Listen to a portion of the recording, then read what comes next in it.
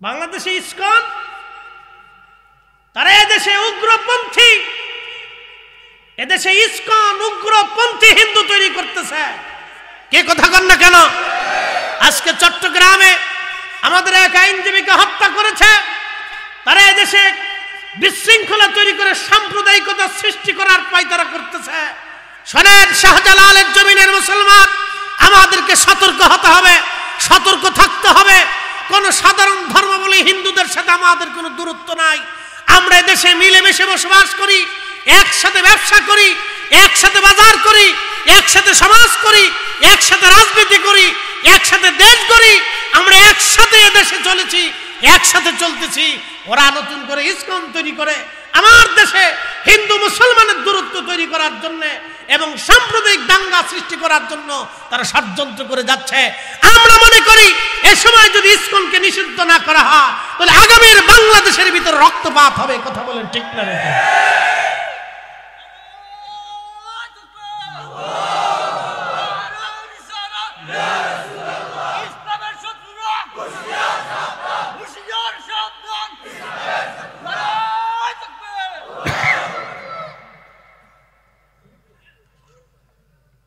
আমার দিকে তাকাবেন। সুলতানু জিল্লুল্লাহি ফিল আরদ, 1450 বছর আগে আল্লাহ রাসূল বলেছেন, শাসক গোষ্ঠীরা হচ্ছে জমিনে আল্লাহর ছায়া। আল্লাহ যেমন সব মানুষকে খাবার দেয়, শাসকরা সবাইকে খাবার দিবে। আল্লাহ যেমন সব মানবকে নিরাপত্তা দেয়, শাসকরাও নিরাপত্তা দিবে। আল্লাহ যেমন সবাইকে বাতাস দেয়, শাসকরাও সবাইকে বাতাস দিবে। সেই সুবাদে মুসলমানও যে অধিকার পাবে, হিন্দু সারও একই অধিকার আছে। রাষ্ট্রীয়গতভাবে রাষ্ট্রীয় পর্যায়ে তারও একই অধিকার, নাগরিক হিসেবে সে সুবিধা পাবে। আমি যেই সুবিধা তারও সেই সুবিধা।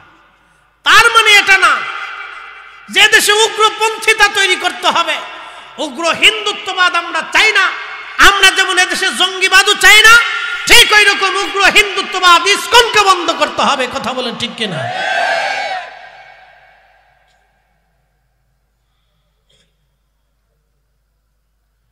হাজিরিন, খুব মনোযোগ দিবেন। এই কালেমার জন্য, এই হকের জন্য, সত্যের জন্য সাহাবায়ে কেরাম যেইভাবে জীবন দিয়েছিলেন, পিঠের চামড়া দিয়েছিলেন, গোশত দিয়েছিলেন, কিন্তু মিথ্যার কাছে তারা মাথা নত করেন নাই। মিথ্যার কাছে তারা মাথা নত করেন নাই। মিথ্যার কাছে তারা কখনো মাথা নত করেন নাই। হযরত সুমাইয়া কৃতদাস ছিলেন, খুবই দরিদ্র, শুধু বিশ্বাস করলেন লা ইলাহা ইল্লাল্লাহ, আল্লাহ ছাড়া আর কোনো ইলাহা নাই, আল্লাহর কোনো শরীক নাই, আল্লাহ ছাড়া আর কোনো মালিক আর কোনো রব নাই। আর তিনি সেই দিন শুধু স্বীকার করলেন মুহাম্মাদুর রাসূলুল্লাহ, মুহাম্মদ সাল্লাল্লাহু আলাইহি সাল্লাম আল্লাহ রাসূল। এই বিশ্বাসটুকু গ্রহণ করার জন্যে সেই দিন দরিদ্র সাহাবী হযরত সুমাইয়া রাদিয়াল্লাহু আনহা এবং তার স্বামীকে কাফেররা ধরে নিয়ে গেল। ওই মক্কা ঘরে কাবা শরীফের ভিতরে 360টা মূর্তি কাফেররা স্থাপন করেছিল। 360টা মূর্তি আল্লাহর নবী নিজে পিটিয়ে ভেঙে ফেলেছেন, সাহাবায়ে কেরাম বের করেছেন। কারণ ঘর আল্লাহর, সেখানে কোনো মূর্তি থাকতে পারে না, কোনো প্রতিমা থাকতে পারে না। সব মিথ্যা, পৌত্তলিকতা। এই যে মিথ্যা, ভ্রান্ত বিশ্বাস পৃথিবীতে আদিকাল থেকেই ভ্রান্ত বিশ্বাস শয়তান প্রতিষ্ঠিত করেছে। তারা মনে করে মাছ আমাকে দিবে। কেউ সূর্যের পূজা করে, কেউ মূর্তির পূজা করে, পাথরের পূজা করে, বিভিন্ন দেবদেবীর নাম দিয়ে তারা দেবদেবীর পূজা করে থাকে। পৃথিবীতে আল্লাহ ব্যতীত আর কোনো রব নাই, অতএব আর কোনো দেবদেবীর অস্তিত্ব পৃথিবীর মধ্যে নাই। কি কথা বলেন ঠিক কিনা? কোন অস্তিত্ব নেই। আমার রব ব্যতীত কোনো স্রষ্টা নেই পৃথিবীতে। 33 কোটি দেবদেবীর কোনো অস্তিত্ব নেই। বিদ্যার দেবতা নেই, খাবারের দেবতা নেই, আলোর দেবতা নেই, আধারের দেবতা নেই, বৃষ্টির দেবতা নেই, পানির দেবতা নেই, আসমানের দেবতা নেই, জমিনের দেবতা নেই, সাগরের দেবতা নেই, সূর্যের দেবতা নেই, সবকিছুর একচ্ছত্র অধিপতি মালিক তিনি আমাদের রব, তিনি আমাদের আল্লাহ। তা বলেন ঠিক না বেটা?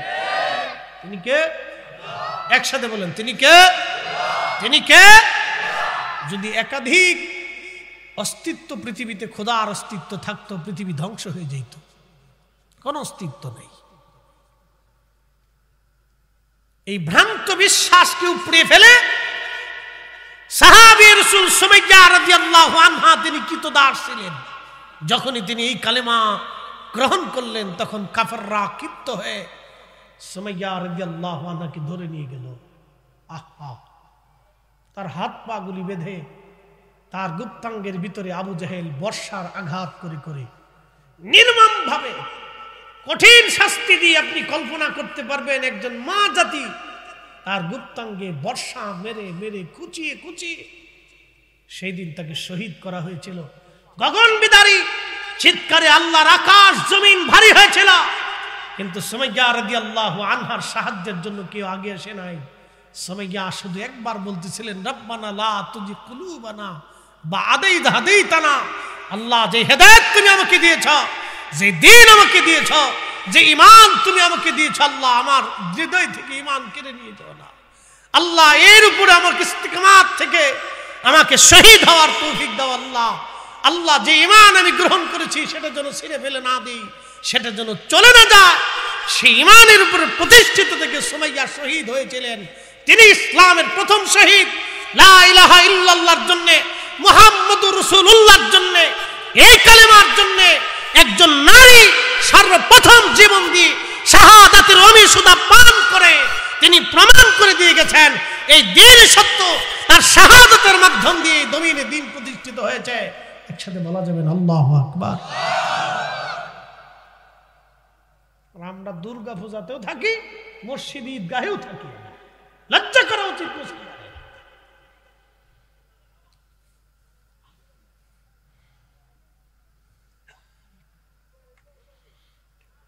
প্রিয় উপস্থিতি হাজিরিন, জানি কথাগুলি আপনাদের বড় কষ্ট হবে, তারপরে ইমানের তাগিদে বলতেছি। বলেন তো ফিরে যাব কার কাছে? একসাথে বলেন কার কাছে? 1400 বছর আগে কোরআন আল্লাহ বললেন, কুল্লু নাফস, এমন কোন জীবন নাই, দাইকাতুল মউত, মরণের স্বাদ আস্বাদন করতে না হবে।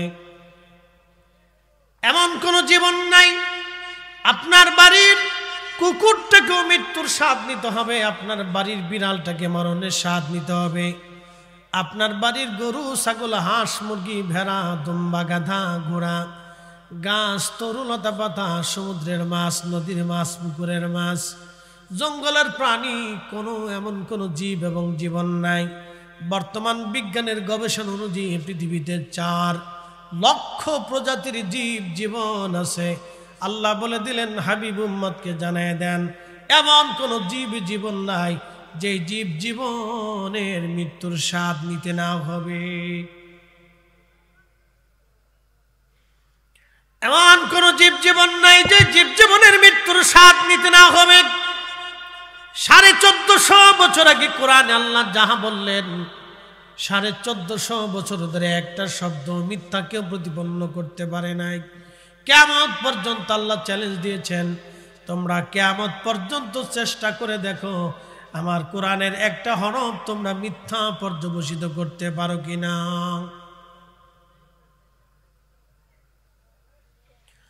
এ মুসলমান, খুব মনোযোগ দিবেন সিলেটবাসী হাজিরিন। আল্লাহ 1450 বছর আগে কোরআন আল্লাহ বলে দিলেন, কুল ইন্নাল মাউতাল্লাযী তাফিরুনা মিনহু ফাইন্নাহু মুলাকীকুম। নবীজি উম্মতকে বলে দেন, মৃত্যু থেকে তারা পালানোর চেষ্টা করে, মরণ থেকে তারা পালায়। প্রিয় হাবিব উম্মতকে জানায় দেন, যতই পালাক মৃত্যু তার সাথে মোলাকাত করবে, এই মরণ তার সাথে মোলাকাত করবে, এই মরণ তার সাথে মোলাকাত করবে। এই মৃত্যু মুলাকাত করবে। সুম্মা তুরাদ্দুনা ইলা আলিমিল গায়বি ওয়াশ শাহাদাত। এই মৃত্যু তার সাথে মুলাকাত করার পরে তাকে আমার আল্লাহ তাকে এমন একটা জায়গায় নিয়ে যাবে, সেই জায়গা আমার রবের স্থান, আমার রবের সামনে নিয়ে যাবে, যিনি আমার আপনার গোপনে গোপনে সব আমার আল্লাহ জানে। এমন কিছু নাই, রবের কাছে কোনো কিছু গোপন নাই, তিনি সব জানেন। আল্লাহ তার কাছে নিয়ে চলে যাবেন। ফায়ুনাব্বিউকুম বিমা কুনতুম তা'মালুন।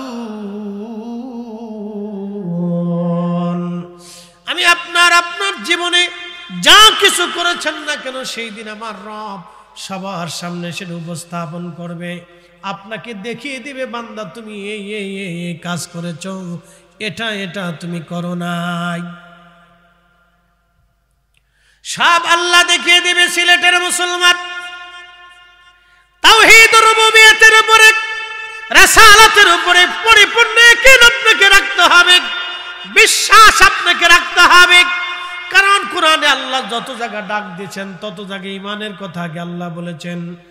ইয়া আইয়ুহাল্লাযীনা আমানু, এইভাবে ঈমানদার বলে আল্লাহ ডাক দিয়েছেন। আমিনু বিল্লাহি ওয়া রাসূলি, এই ঈমানদার আমি আল্লাহর উপরে ঈমান আনো, ওয়া রাসূলিহি, আমার রাসূলের উপরে তোমরা ঈমান আনো। আল্লাহর সাথে সাথে তার রাসূলের উপরে ঈমান আনতে আল্লাহ বলে দিলেন। আল্লাহর পর পর রাসূলের উপরে ঈমান আনতে হবে, আল্লাহর পর পর তার রাসূলের উপরে ঈমান আনতে হবে। আল্লাহ মানার সাথে সাথে নবী মানতে হবে। আল্লাহ কোরআনে বলে দিলেন, ইয়া আইয়ুহাল্লাযীনা আমানু আতিউল্লাহ ওয়া আতিউর রাসূল। হে ঈমানদার, আল্লাহ মানার সাথে সাথে আমার রাসূল মানতে হবে। আমি আল্লাহ যেইভাবে মানবা, আমার রাসূল ওইভাবেই তোমরা মানবা। একবার জোরে বলা যাবে কি আল্লাহু আকবার। আল্লাহ যেইভাবে মানবা, আমার নবীকে সেইভাবে মানবা। আমি আল্লাহকে যেইভাবে বিশ্বাস করবা, আমার রাসূলকে সেইভাবেই বিশ্বাস করবা। বুঝতে কি কোনো অসুবিধা হচ্ছে আপনাদের? বোঝার চেষ্টা করুন। আল্লাহ যেইভাবে মানবেন, রাসূলকে সেইভাবে মানতে হবে। আচ্ছা বলেন, আল্লাহ সত্যবাদী না মিথ্যাবাদী? আমার রাসূল একসাথে বলেন, জোরে জোরে বলেন, জোরে বলেন। 63 চুল পরিমাণ তার চরিত্রে কোনো কলঙ্ক আছে? চুল পরিমাণ জীবনে কোনো ধোঁকা আছে? চুল পরিমাণ জীবনে কোনো মিথ্যা আছে? চুল পরিমাণ কখনো তিনি সত্যের খেলাফ করেছেন? কখনোই না, ভুলেও না। এই জন্য আল্লাহ বলছেন, হাবিব উম্মতকে বলে দেন, আতিউল্লাহ, আমাকে যেইভাবে ইত্তেবা করবে, ওয়া আতিউর রাসূল, আপনাকে সেইভাবে ইত্তেবা করতে হবে, সেইভাবেই মানতে হবে। সিলেটের মুসলমান হযরত সুমাইয়া কালেমা পড়ছে নবী দেখে। সুমাইয়া কিন্তু আল্লাহ আগে চিনে নাই, আগে নবী চিনছে। কথা কোন ঠিক কিনা?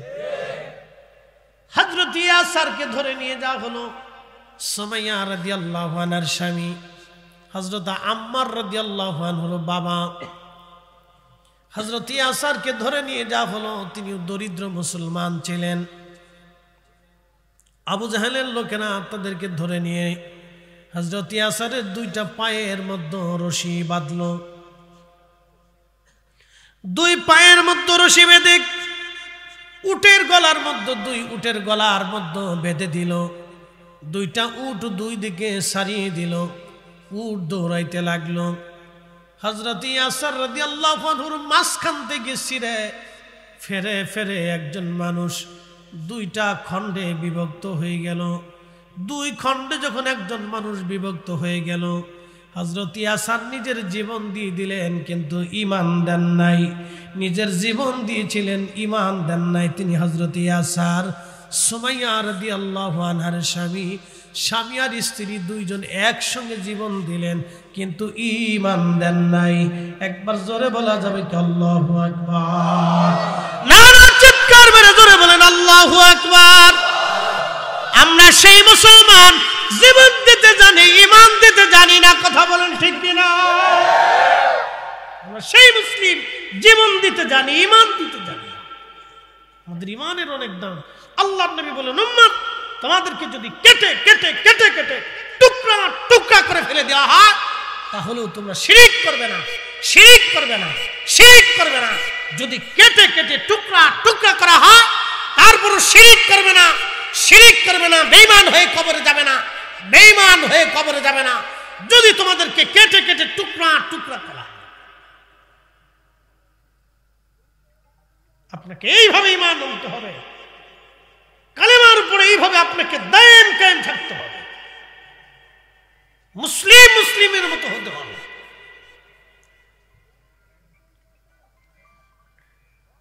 সিলেটের মুসলমান খুব মনোযোগ দিবেন। পৃথিবীতে বহু নিদর্শন আছে, জীবনের বিনিময়ে কেউ ঈমান তারা দেয় নাই, জীবন দিয়েছে কিন্তু ঈমান দেয় নাই, জীবন দিয়েছে ঈমান দেয় নাই। রাসূলের সাহাবী খাব্বাব রাদিয়াল্লাহু আনহুর পিঠের মধ্যে বড় বড় দাগ ছিল, গোশত জায়গা জায়গা থেকে উঠিয়ে ফেলে দেওয়া হয়েছিল। হযরত সাইয়্যিদুনা খলিফাতুল মুসলিমিন ওমর রাদিয়াল্লাহু আনহুর সামনে একদিন খাব্বাব বসে আছেন, কোনো কারণে তিনি চাদর সরিয়ে ফেললেন। চাদর সরানোর পরে হযরতে ওমর রাদিয়াল্লাহু আনহু দেখতেছেন খাব্বাবের পিঠের মধ্যে জায়গায় জায়গায় জায়গায় জায়গায় গোশত নাই, জায়গায় জায়গায় গোশত নাই, জায়গায় জায়গায় গোশত নাই। এবং তিনি লক্ষ্য করলেন গোশত শুধু উঠেই যায় নাই, জায়গায় জায়গায় গর্ত হয়ে রয়েছে, সাদা সাদা হয়ে গেছে। সাইয়্যিদুনা ওমর জিজ্ঞেস করলেন, খাব্বাব রে, তোমার জীবনে কি কোনোদিন বসন্ত হয়েছিল? খাব্বাব ডাক দিয়ে বলেন, ইয়া আমিরাল মুমিনিন, জীবনে কোনোদিন বসন্ত আমার হয় নাই। তাহলে বলো খাব্বাব, কি জন্য তোমার পিঠের মধ্যে এমন বড় বড় গর্ত হয়ে গেছে, গোশত জায়গায় জায়গায় গোশত নাই, সাদা সাদা হয়ে গেছে? খাব্বাব চোখের পানি ছেড়ে দিয়ে বলেন, আমিরুল মুমিনিন, এই সবই কালেমার বদলায় আমার পিঠের গোশত চলে গেছে, কিন্তু ঈমান আমি ছেড়ে দেই নাই। আমি যেই দিন কালেমা পড়ে বাড়ি ফিরলাম মক্কাতে, আমি দরিদ্র মানুষ ছিলাম, আমি লোহা দিয়ে অস্ত্রপাতি বানাইতাম, আমি কামার ছিলাম, কামার। দরিদ্র হওয়ার কারণে কাফেররা এসে আমার হাত পা গুলি একেবারে শক্ত করে মজবুত করে তারা বেঁধে ফেলল। আমিরুল মুমিনিন, যে কয়লাগুলি আগুনের ভিতর দিয়ে আমি আঙ্গার বানাইতাম, কয়লা দেখবেন আগুনের মধ্য দিয়ে বাতাস দিলে যত আগুন জ্বলতে থাকে কয়লা আগুনের মতো হয়ে যায়, কয়লাগুলি আগুনের রূপ ধারণ করে। খাব্বাব রাদিয়াল্লাহু আনহু বললেন, আমাকে কাফেররা ওই কয়লাগুলি মাটির মধ্যে বিছাইয়া আমারে ওই কয়লার উপরে চিৎ করে শোয়াইয়া পাথর চাপা দিয়ে ধরে বসে থাকত। কয়লাগুলি দিয়ে পিঠের চামড়াগুলি পুড়ে পুড়ে পুড়ে পুড়ে রক্ত বের হয়ে কয়লা নিভে যাইতো আমিরুল মুমিনিন। তারপর ওরা আমাকে উঠাইয়া কয়লাগুলি আবার আগুনে আঙ্গার বানাইতো, আগুনের মধ্যে পোড়াইয়া কয়লাগুলি বিছাইয়া আবার আমাকে চিৎ করে শোয়াইয়া পাথর চাপা দিয়ে চাপ দিয়ে ধরে রাখত। হুজুর, কয়লাগুলি পুড়ে পুড়ে আমার চামড়া পুড়ে, চর্বিগুলি পুড়ে পুড়ে কয়লা নিভে যাইত, আমার গোশত উঠে গেল জায়গা জায়গা থেকে, আমার চামড়া উঠে চলে গেল, কোনোদিন আমার বসন্ত হয় না। আমিরুল মুমিনিন, এইগুলি সব কালেমার বদলা, কালেমার কারণে আমার এইরকম পিঠের গোশত চলে গিয়েছে, ঈমান আমি দেই নাই। একবার জোরে বলা যাবে কি আল্লাহু আকবার? তেলের গাড়ি তেলে চলে, হাওয়ার গাড়ি হাওয়ায় উড়ে, বিনা তেলে চালায় গাড়ি নবী সুলাইমান। আমরা সেই মুসলমান, আমরা সেই মুসলমান। ঠিক কিনা? ঈদগাহ যাবেন, আবার দুর্গা পূজাতেও যাবেন, কালী পূজাতেও যাবেন, এগুলি চলবে না। কথা কন না কেন? ঠিক কিনা? মনে রাখবেন এগুলি। আমাদের ইমান কিন্তু ছেলে খেলে না। ইমান অনেক বড় দামি জিনিস। যদি ইমান বেঈমান হয়ে একবার কবরে চলে যান তো জিন্দেগি বরবাদ হবে। আবাদুন আবাদাত, চিরস্থায়ীর জন্য আপনাকে জাহান্নামে পড়তে হবে, কোনোদিন আর বের হওয়ার কোনো সুযোগ নেই। সিলেটের মুসলমান শুধু এই উম্মত না, পূর্ব জামানাতেও ইমানের জন্য বহু জনকে পরীক্ষা দিতে হয়েছিল। এই ইমানি পরীক্ষা পূর্ব জামানাতেও বহু দিতে হয়েছে। আল্লামা ইমাম আবুল ফারাজ ইবনুল জৌজি তিনি একটা ঘটনা তিনি লিখতেছেন তিনার ইউনুল হেকায়াতের মধ্যে। পূর্ব জামানাতে একজন যুবক 24 ঘন্টা আল্লাহর ইবাদতে কাটায় দিত, একটা সেকেন্ডের জন্য সে ইবাদত বন্ধ করত না। তো অল টাইম খানকার ভিতরে সে ইবাদত করে। এলাকাতে দেখবেন কিছু দুষ্ট লোক আছে, যুবকরা নামাজে গেলে ওই আপনার পাশ থেকে বাজে বাজে কথা বলে, হ্যাঁ দেখছ না নামাজ পড়তেছে, বিরাট বুজুর্গ, হাসি তামাশা করে। রোজা রাখলে, ভালো কাজ করলে দেখবেন কোন যুবক যদি ভালো কাজ করে আরো 10টা আরো 2টা দেখবেন তাকে বাজে কমেন্টস করতে থাকে, খারাপ কথা বলে। দূর, এগুলো করে কি পাবে? এই যে দেখবেন আমার এই যুবক শ্রেণীগুলি যারা মাহফিলে কষ্ট করতেছে, ওদেরকে আরো 10 জন দেখবেন দূর, এইগুলি করে কি লাভ পাবে, কি পাইছিস জীবনে, নানান ধরনের এই কথা বলতে থাকে। কিন্তু কথাগুলিকে উপেক্ষা করে যারা আল্লাহর দিকে ফিরে আসে তারা হলো অরিজিনাল। কথা বলেন ঠিক না বেঠে? তাদের ঈমান আর ওদের ঈমান হাজার দিন রাত পার্থক্য, আকাশ ও জমিন পার্থক্য হবে। এই মুসলমান, এই মানব জাতি, অবশ্যই আমাদেরকে কবরে চলে যেতেই হবে। অবশ্যই আমরা আল্লাহর কাছে ফিরে চলব। এই গ্রামে 100 বছর বয়সী কেউ আছে? আবার বলি, এই গ্রামে 100 বছর বয়সী কেউ আছে? কেউ নাই। এর অর্থ হচ্ছে 100 বছর আগে যারা এই গ্রামে ছিল তারা আজকে সবাই মাটির নিচে চলে গেছে। ঠিক 100 বছর পরে আপনারাও সবাই আমরা মাটির নিচে চলে যাব।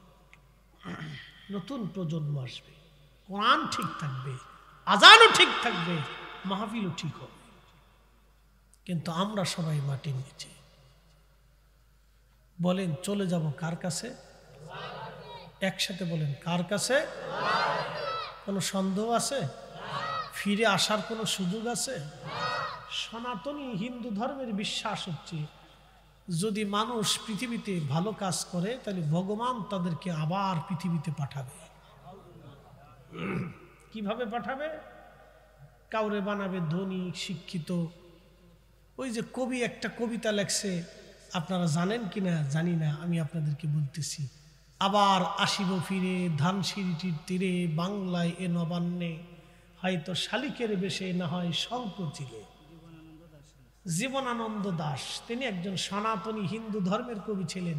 কত সুন্দর করে তার ধর্মের বাক্য তিনি লিখে গেছেন। আবার আসিব ফিরে ধানসিঁড়িটির তীরে, নবান্নে এই বাংলায়, শঙ্খ চালিকের বেশে অথবা কাউয়ের বেশে অথবা হাঁসের বেশে, না হয় ছাগলের বেশে না হয় পাগলের বেশে। এই কি কথা কর না, কি আজেরে বক্তব্য! কোরআন আল্লাহ বলতেছেন, ওয়ালা ইউআখিরাল্লাহু নাফসান ইযা জাআ আজালুহা।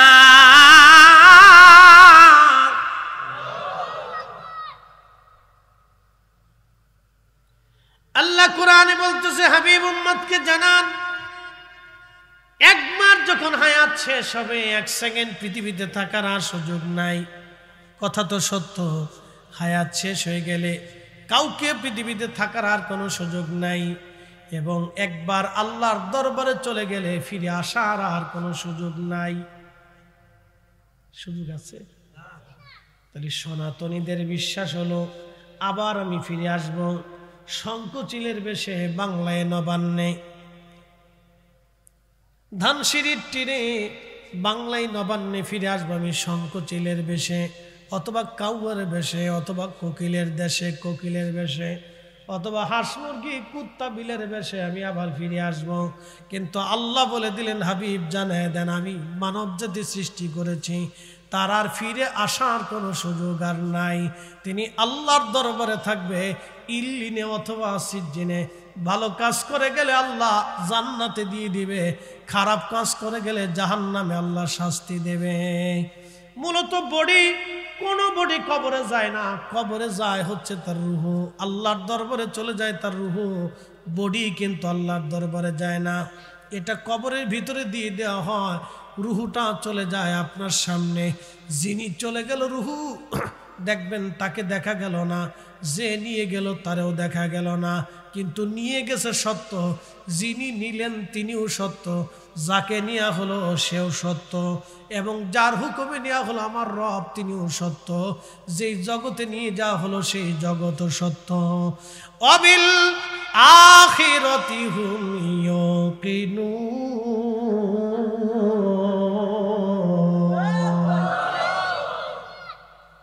আখিরাত সত্য, যাকে নিলেন তিনিও সত্য, যে নিলেন তিনিও সত্য। নিলেন কে? মালাকুল মউত। আল্লাহ কুরআনে তো বলছে, ফাইন্নাহু মুলাকিকুম, ওই মালাকুল মউত তোমার সাথে মোলাকাত করবে।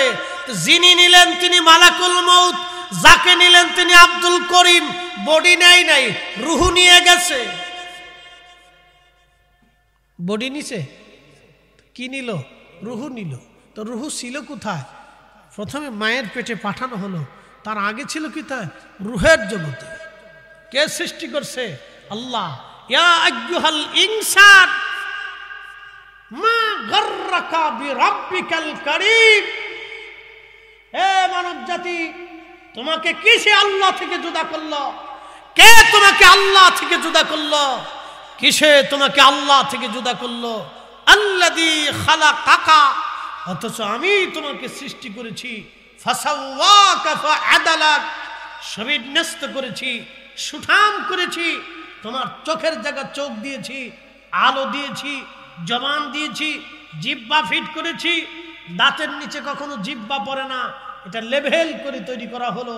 দাঁতের জায়গা দাঁত থাকবে, জিহ্বার জায়গা জিহ্বা থাকবে, চোখের জায়গা চোখ থাকবে, কানের জায়গা কান থাকবে। আল্লাহ একটা আঙ্গুল না দিয়ে 5টা আঙ্গুল দিয়ে দিলেন, সেখানে আবার জোড়ায় জোড়ায় ভেঙে দেওয়ার শক্তি দিলেন, ধরার সুযোগ করে দিলেন, পা দিয়ে হাঁটার, ঘুমানো, ভেঙে থাকার সুযোগ করে দিলেন। আল্লাহ ঘুমানোর ব্যবস্থা করে দিলেন, আরামের জন্য রাত সৃষ্টি করে দিলেন, কাজের জন্য দিনের আলোর সৃষ্টির জন্য সূর্য সৃষ্টি করে দিলেন। আল্লাহ বলতেছেন, তোমাকে কে আল্লাহ থেকে জুদা করলো? বলো, আমি তোমাকে সৃষ্টি করছি। মায়ের পেটের মধ্যে যখন সন্তান ধীরে ধীরে ধীরে ধীরে ধীরে ধীরে বড় হয়, তো কোথার থেকে হয়? সুম্মা জাআলা নাসলাহু মিন সুলালাতিন মিন মাইন মাহিন, আমি মানুষকে সৃষ্টি করেছি বাবা এবং মায়ের শরীর থেকে নির্যাস পানি, মিন মাইন মাহিন থেকে।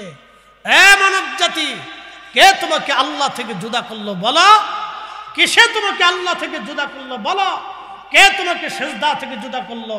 কে তোমাকে নামাজ থেকে জুদা করলো? কে তোমাকে জিকির থেকে জুদা করলো?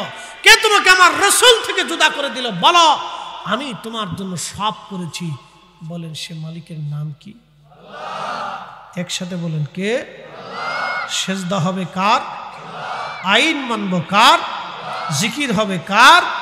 এই জন্য আল্লাহর তাওহীদ রুবুবিয়তের উপরে 100% পিওর ইয়াকিন আপনাকে রাখতে হবে। কথা বলুন, ঠিক না বেঠিক?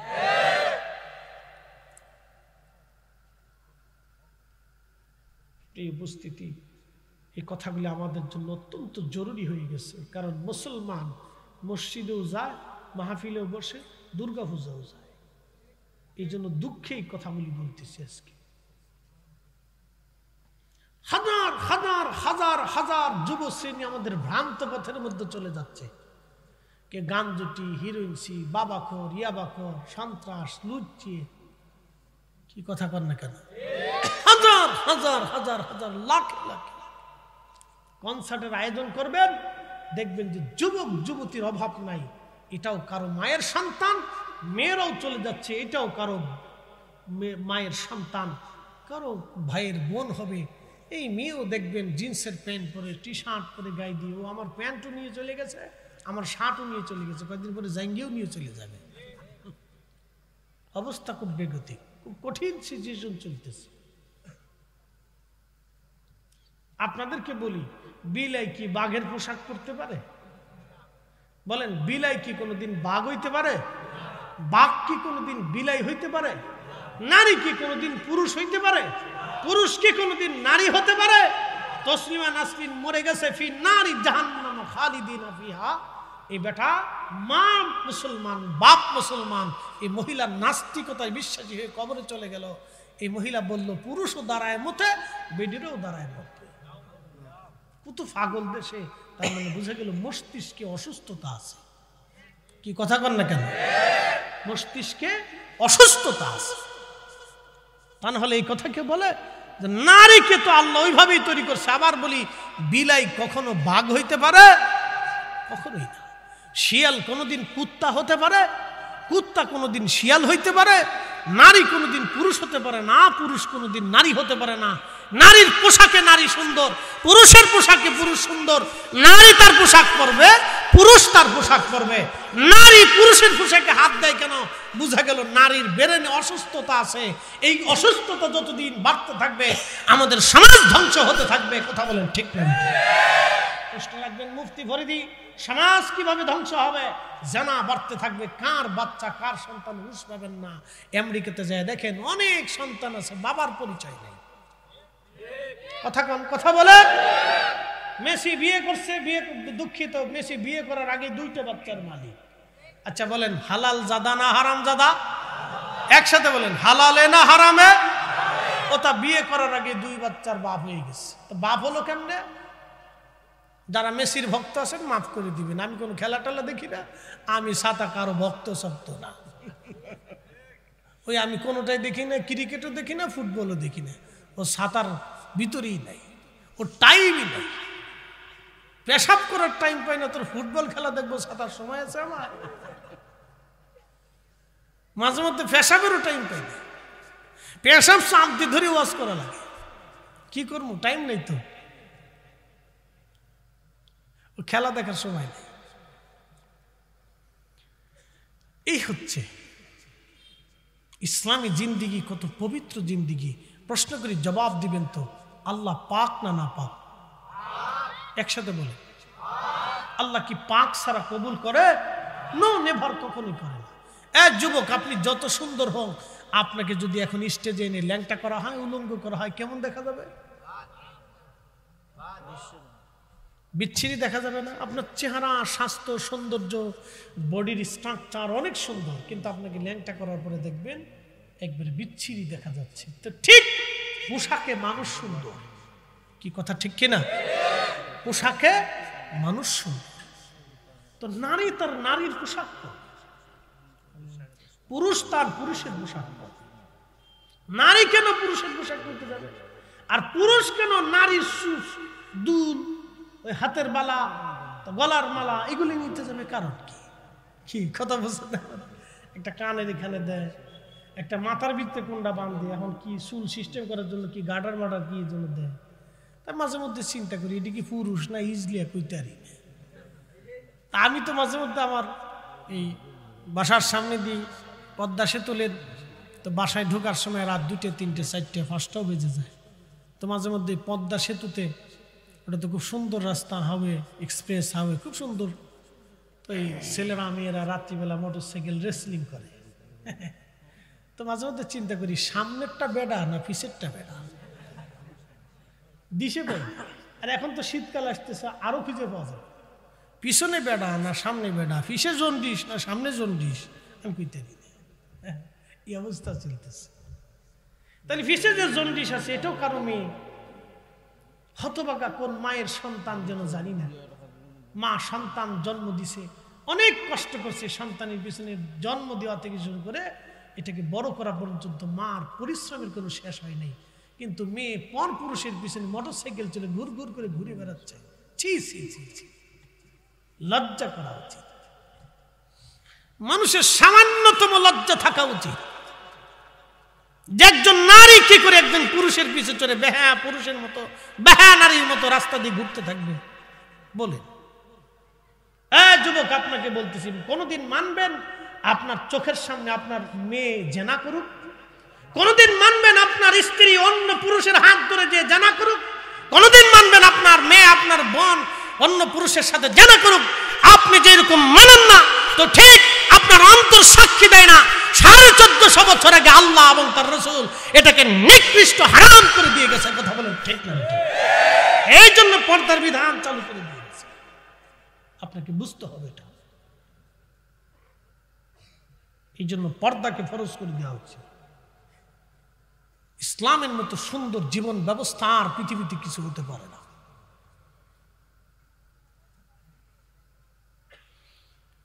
প্রিয় মুসলমান, খুব মনোযোগের সাথে কথা বলে শুনবেন। বলছিলাম পূর্ব জামানাতে একজন বুজুর্গ সারাদিন 24 ঘন্টা আল্লাহর ইবাদতে কাটায়। তো লোকেরা সে তাকে উত্ত্যক্ত করতে থাকে, কিন্তু কোনো কথা সে বলে না। 24 ঘন্টায় সে তার খানেকার ভিতরে ইবাদতে থাকে। এলাকার বখেটে কিছু মানুষ চিন্তা করলো, এই যুবকটাকে আমরা একটু পরীক্ষা করে দেখি, পরীক্ষা কেমন। তারা একটা পতিতা নারীকে ভাড়া করলো। ওই পতিতা নারীকে বলল, যদি যুবকের সঙ্গে তুমি জেনা করতে পারো তাহলে তোমাকে এই পরিমাণে অর্থ প্রদান করা হবে। আপনি মনে রাখবেন, পৃথিবীতে যত বেহায়া নারী আছে দেখবেন তাদের কোনো শরম লজ্জা নাই। বেহায়া নারী যারা, তাদের কোনো লজ্জা শরম তাদের কিছু নাই। কোনো শরম লজ্জা তাদের নাই। লজ্জা শরম বলতে তাদের কিছু নাই। বন্ধু আমার,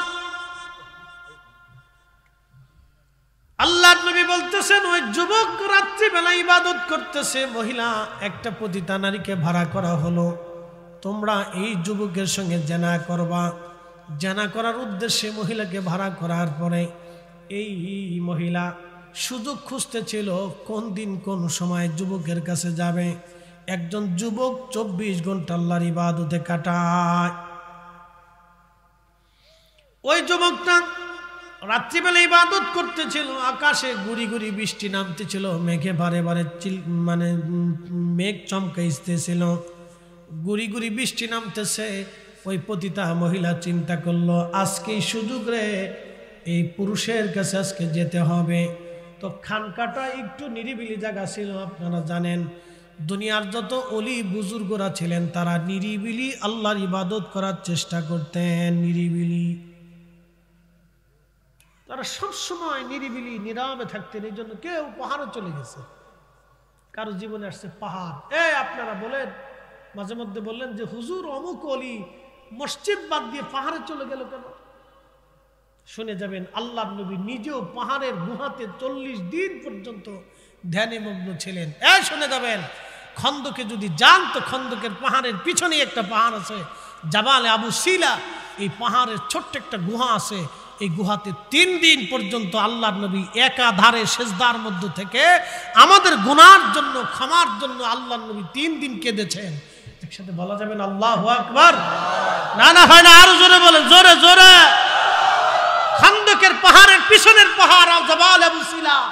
এই জাবাল আবু সিলাতে নবীজি ছোট্ট একটা গুহার ভিতরে 3 দিন একাধারে সেজদায়। 3 দিন নবীজিকে মদিনাতে খুঁজে পাওয়া গিয়েছিল না। 3 দিন শুধু একই কান্না, অর্থের জন্য না, হাসান হুসাইনের জন্য না, ফাতেমার জন্য না, সংসারের জন্য না, স্ত্রীর জন্য না, বংশের জন্য না। একটাই বাক্য ছিল, ইয়া রাব্বি হাবলি উম্মতি। আল্লাহ, আমার উম্মত গুনাহ করে ফেলছে, আমার উম্মত গুনাহ করবে, আমার উম্মতের ভুল হবে, মাফ করতেই হবে, মাফ করতেই হবে, ক্ষমা করতেই হবে। 3 দিন সেজদার মধ্য থেকে এই উম্মতের ক্ষমার জন্য নবী সেজদার মধ্যে কাটাইছে। আর এই উম্মত দুর্গা পূজায় যা, এই উম্মত সুদ খা, এই উম্মত ঘুষ খা, এই উম্মত অকাম করে, এই উম্মত আরেকজনের জমি মারে, এই উম্মত আরেকজনের টাকা মারে। কথা ঠিক কি? এই জন্য জন্য আল্লাহ রসুল সেজদায় পরে কাঁদে নাই, তিনি কাঁদছিলেন আমাদের ক্ষমার জন্য। নবীর উম্মত, যুব শ্রেণীদেরকে আজকে বলতেছি, বৃদ্ধ বাবাজিদের বয়স হয়ে গেছে, এখন আপনাদের সামনে আমি যেইভাবে স্থিরতার সাথে শক্তি নিয়ে কথা বলতেছি, আগামী 10 বছর পরে এটা আমার পক্ষে সম্ভব হবে না, আমার ক্লান্তিতে আসবে। তো নেক্সট জেনারেশন আমাদেরকে তৈরি করে যেতে হবে। প্রিয় বন্ধু আমার, সিলেটবাসী এই যুবক মহিলা পতিতা ঘরের দরজার পাশে এসে টোকা দিচ্ছে, ভিতর থেকে যুবক ডাক দে বলল, কে? বলে, আমি একজন অসহায় নারী, বিপদে পড়ে গেলাম, গুড়ি গুড়ি বৃষ্টি, পথ হারিয়ে ফেলছি, দরজা খোলেন, আমাকে সাহায্য করেন। বুজুর্গ যুবকের চিন্তা, যদি এই সময় আমি তাকে সাহায্য না করি, তাহলে এদেশের পুরুষরা যদি জানতে পারে, তাকে ফিরে ছেড়ে নিয়ে চলে যাবে। একটা কথা আজকে বলে দিয়ে যায়, কোনো মায়ের সাহস হবে না তার মেয়েটাকে একা একা এখন ছেড়ে দিবে আর সে সিলেট পর্যন্ত নিরাপদে পৌঁছাবে, কোনো গ্যারান্টি নাই।